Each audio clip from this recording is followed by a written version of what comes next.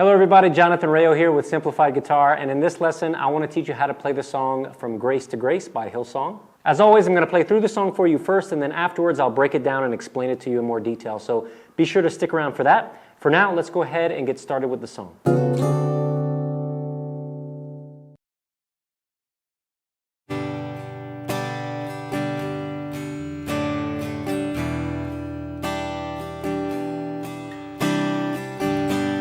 If love endured that ancient cross, how precious is my Savior's blood. The beauty of heaven wrapped in my shame, the image of love upon death's frame. If having my heart was worth the pain, what joy could you see beyond the grave? If love found my soul worth dying for, how wonderful, how glorious,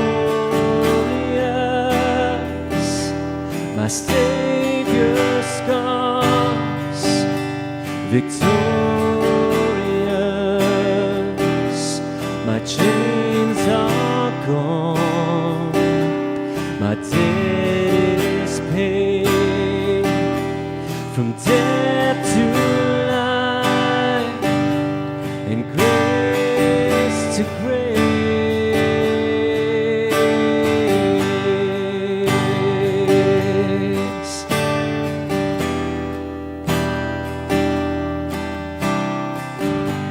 If heaven now owns that vacant tomb,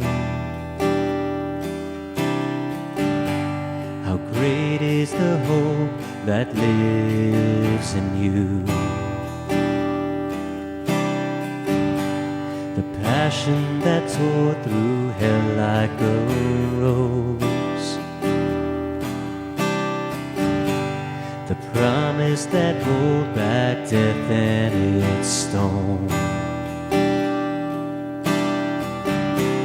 If freedom is worth the life you raised, oh, where is my sin? Where is my shame? If love paid it all to have my heart, how wonderful, how glorious, my Savior's scars, victorious, my chains are gone, my debt is paid, from death to life, and grace to grace. When I see that cross, I see freedom. When I see that grave, I see Jesus. And from death to life, I will sing your praise. And the wonder of your grace. When I see that cross, I see freedom. When I see that grave, I see Jesus. And from death to life, I will sing your praise. And the wonder of your grace. And my soul will sing your praise. And the wonder of your grace. Now my soul will sing your praise. How wonderful, how glorious, my Savior's scars, victorious, my chains are gone, my debt is paid. From death to life and grace to grace.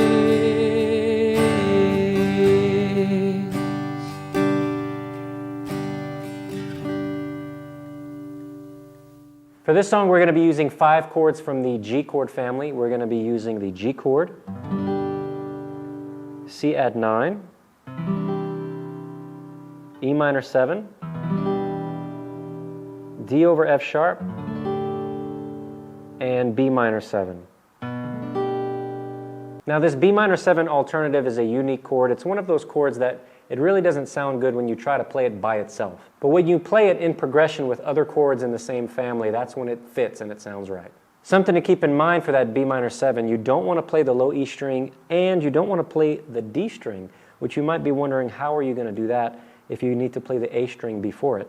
Well, what you can do to not play that D string is to mute it on purpose.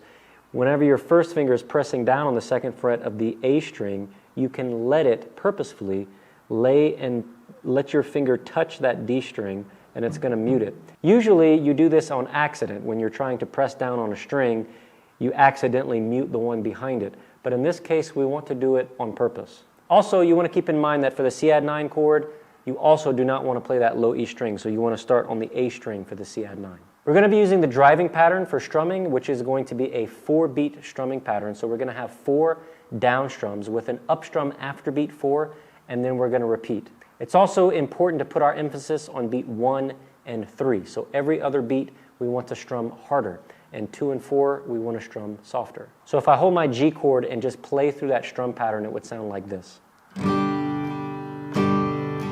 1, 2, 3, 4, and 1, 2, 3, 4, and 1, 2, 3, 4, and 1, 2, 3, 4, and 1. You'll notice that for beat 2 and 4, when I'm supposed to be strumming softer, I'm not actually hitting all 6 strings. I might be hitting maybe 3 or 4 strings somewhere around here, something like that.